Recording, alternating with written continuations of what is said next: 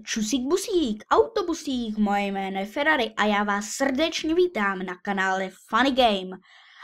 A o tomhle kanále bych rád řekl několik věcí, ale na začátek bych vám rád řekl, že tohle je moje první video, asi se mi něco nepovede, jak se znám, a určitě nebude nejlepší video. Ale je to i první video celkově na kanále, kromě toho, že je to první informační video. A na začátek bych vám chtěl říct, že nebudu natáčet jenom Minecraft, který dneska točí skoro každý, jelikož Minecraftu je všude opravdu hodně. A taky by to chtělo trochu změnu, protože je spousty her, které třeba nedostají takovou šanci a jsou stejně dobrý jako Minecraft, možná i trošku lepší.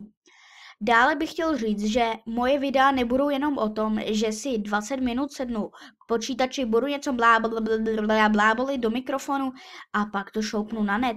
Většina mých videí bude o tom, že například budu hodinu hrát a celé to budu natáčet a pak z té hodiny videa pro vás vystřihnu 20 minut nejlepšího videa a proto vás nebudu zatěžovat například 10minutovým craftěním, kdy jenom craftím nějaké složité stroje v například nějakém namódovaném balíčku, ale jak jsem řekl, nebudete jenom Minecraft, bude tady i Team Fortress, Portal 2, Need for Speed, Cube World a další hry, o které si napíšete do komentářů, nebo které mě ještě tak napadnou. Dále chci říct, že dřív než se mi rozhodnete dát odběr, byl bych rád, kdybyste se koukli ještě na jiné video, což je taková první podmínka. Na jiné video, než je tohle, abyste opravdu mohli pohodnotit, jestli mi odběr dát nebo nedát. Dále bych chtěl říct, že moje videa budou mít nějakou určitou kvalitu a budu se snažit a budu je dělat tak, aby mi například nepraskal zvuk, neskákal obraz, neměl jsem obraz jenom v 240p a spousty dalších faktorů, ale hlavně se je budu snažit udělat zábavně a někdy při tutoriálech třeba i poučně. Druhou věcí, o kterou bych vás rád požádal a tak díky tomu vás i žádám, je, abyste si, pokud dáváte like, tak abyste si rozhodli, jestli ten like dát a pustili si to video, než ho dáte, protože já bych byl nerad, kdybyste ty lajky dávali jen tak z hecu, že vás o to v tom videu třeba požádal, ale aby vás to video aspoň trošičku bavilo, než se ten like rozhodnete dát.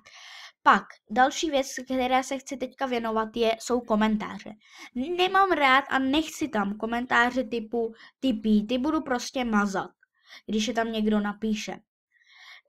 Já mám rád, nemám je rád, ale nevadí mi komentáře, když mi někdo napíše, co mám zlepšit, což je úplně správně a přijde mi to úplně výborný způsob, jak dát youtuberovi vědět, co se vám v tom videu nelíbilo, ale jak já mám poznat, když někomu napíšete komentář typí, tak jak ten youtuber má poznat, co je na tom videu špatné.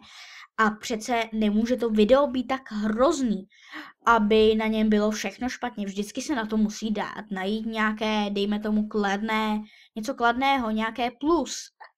Takže bych byl rád, kdybyste mi klidně do komentářů napsali, co bych měl zlepšit. Můžete napsat, já nevím, obraz například, zvuk, kvalitu celkovou, prostě nějakou třeba i pasáž, co se vám nelíbila, aby to tam příště nebylo.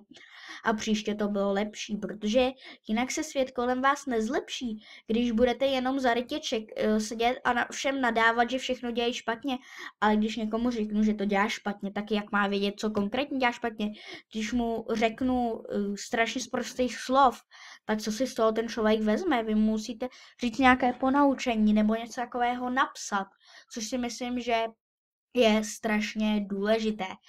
Tak dále bych byl úplně největší podporou pro mě jsou ty odběry a komentáře, ale i lajky jsou fantastické a komentáře ve smyslu, že mi napíšete, že to video se vám líbilo. Lajky a odběry, to je super, fakt za to jsem vždycky strašně vděčný, já už jsem měl nějaký kanály, ale ty dejme tomu, bych to řekl, šli do kytek.